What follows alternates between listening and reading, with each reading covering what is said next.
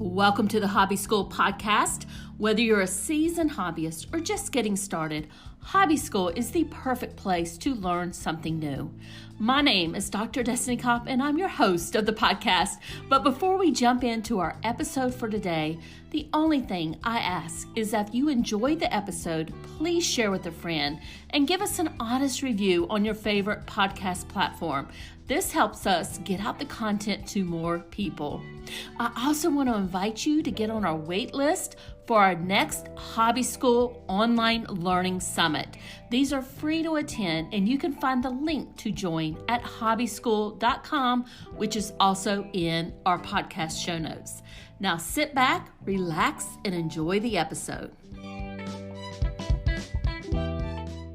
Hi there, Destiny here, and I want you to picture this. It's a lazy Sunday afternoon. You're scrolling through your phone. You're feeling a bit like, meh. Suddenly you remember that watercolor set you bought on a whim last year. And you're thinking in your mind, maybe I'll go give it a try. And little do you know that you are about to start on a journey that could reshape your brain, boost your happiness, and maybe even change your life. That may sound a little dramatic, but what if I told you that hobbies are so much more than just pastimes? They are powerful tools for personal growth, cognitive health, and lifelong learning. If you are intrigued by this, stay with me. And today, we're going to dive into the world of hobbies and discover how they can change your life one brushstroke at a time. So let's talk about exactly how do hobbies contribute to keeping our brains in tip-top shape. So let's break it down here. The first thing is hobbies provide mental stimulation. So whether you're solving a crossword puzzle, learning to play the guitar, or trying your hand at watercolor painting, you are giving your brain new challenges to tackle. And this mental workout helps keep your cognitive skills sharp and may even help create what scientists call cognitive reserve.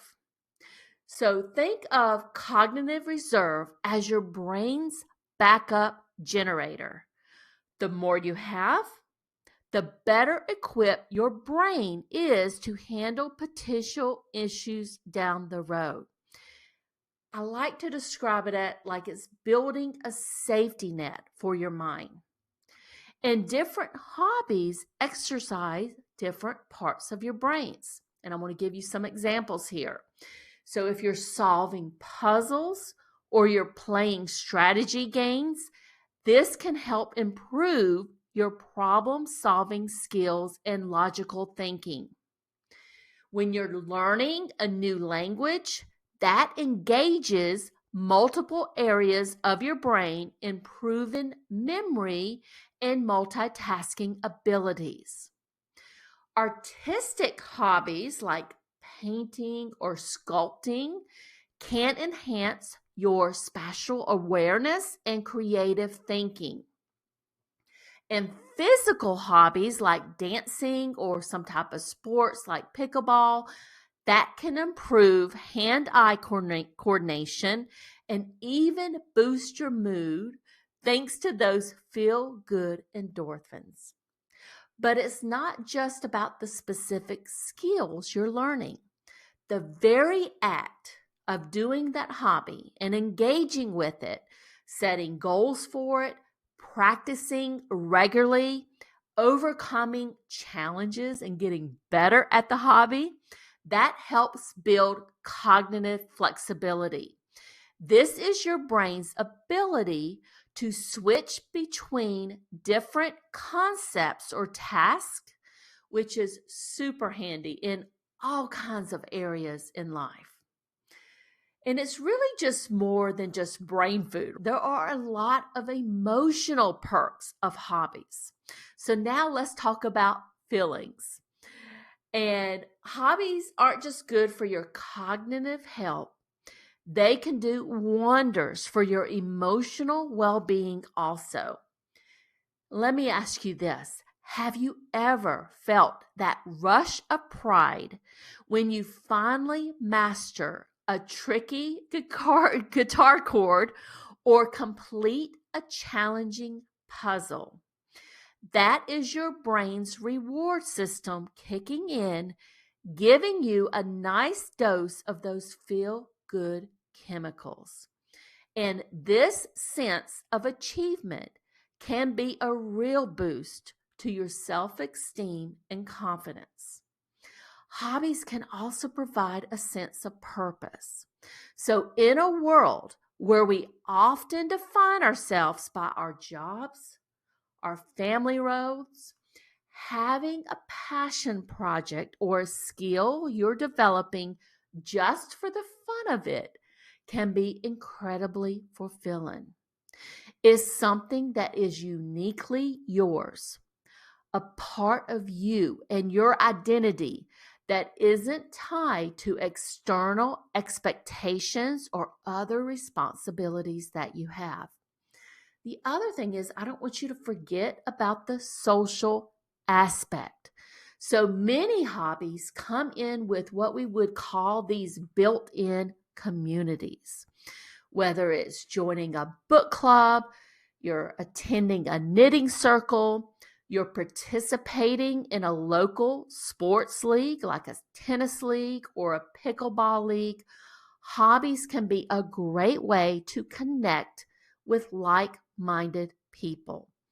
And these social connections are crucial for mental health and can provide a support system outside of your usual circles.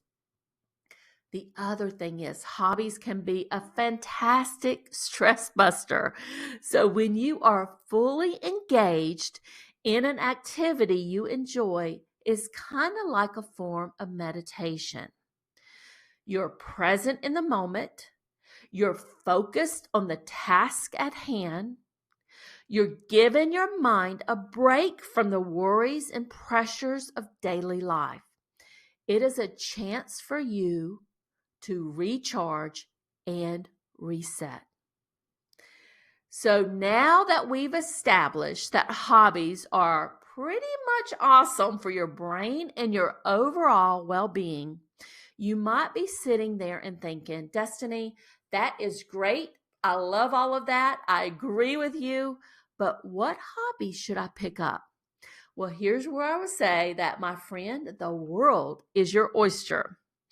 Now, here are some ideas to get those creative juices flowing, and just think about some of these, which one of these you might be interested in pursuing.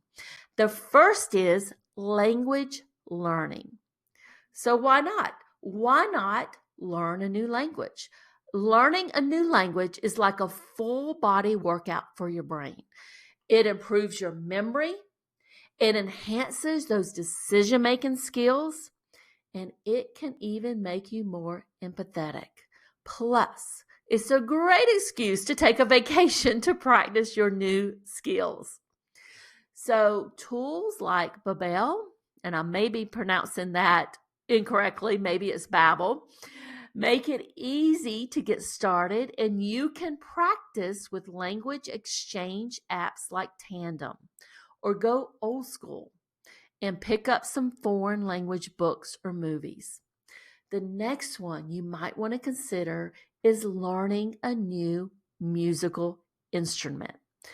Whether it's trying out a guitar, playing the piano, blowing on a saxophone, learning a musical instrument has some serious cognitive benefits. It improves your coordination, your math skills, go figure, and your memory. Plus, it's a great party trick, right? People love to hear you play at parties. So you can start with YouTube tutorials, or if you're feeling really brave, you can sign up for lessons at your local music school. And I would just say, remember, everybody sounds terrible at first. It's really part of the charm there. And the more you practice, the better you're going to get. Now, the next one is super easy to get started in. And that's just starting with a puzzle or a strategy game. So you could do a jigsaw puzzle. You could do crosswords, to chess. All of these brain teaser type games are really push-ups for your mind. They improve problem solving skills, they boost your memory, and quite frankly, I find them really addictive. So you can start with an app like Peak for brain training games, or you can just go along with an old fashioned puzzle book. The next one is some of my favorite, and I know the favorites of many people who are listening to this, are just arts and craft. So here you can channel your inner Picasso, whether it's painting, knitting, woodworking, scrapbooking, creative hobbies, all like this. Enhance your fine motor skills, reduce stress, and really give you a tangible result for your efforts, something that you can physically look at, you can hang up on your wall, you can put in your room. And there's a lot of places you can go for this. You can, attend any of our hobby school summits. We do a ton of these type activities here. You can go to your local community center. A lot of times they have classes. You can start with YouTube tutorials. Also, websites like Skillshare also have a ton of courses on various crafts. The next is, and this is also one of my favorites, is reading and writing. So if you are a bookworm, you are already well on your way. So reading improves vocabulary, it reduces stress, and there's just tons of benefits there. Also with writing, whether you're doing journaling, blogging, or maybe you're even working on that next great novel, this helps you organize your thoughts, and it also boosts creativity. You can join a local book club or even start one if you don't know where one is. You can participate in online writing communities. You can challenge yourself to read books from, type of books that you don't normally explore there. So there's a ton of opportunities for you. The next thing is try a digital based hobby. So there's tons of these out there. Why not learn a little bit more about computers and maybe doing digital art on a computer, or doing coding or learning a new digital type skill. So there's a lot of opportunities there. You can go to a website like Code Academy, which has free coding courses, and platforms like Udemy have classes on, quite frankly, everything from digital, creation, digital art, to 3D modeling. So a lot of things that you can explore there. The last thing that I would encourage you is to think about some type of physical hobby. So who says you can't work out your body and your mind at the same time? So activities like dance, rock climbing, tennis, pickleball, there's tons of opportunities there. So look for classes at your local gym, your community center, or even a dedicated studio. And I would say that, remember, the best hobby is one that you enjoy. And don't be afraid to try a few different things until you find something that clicks for you.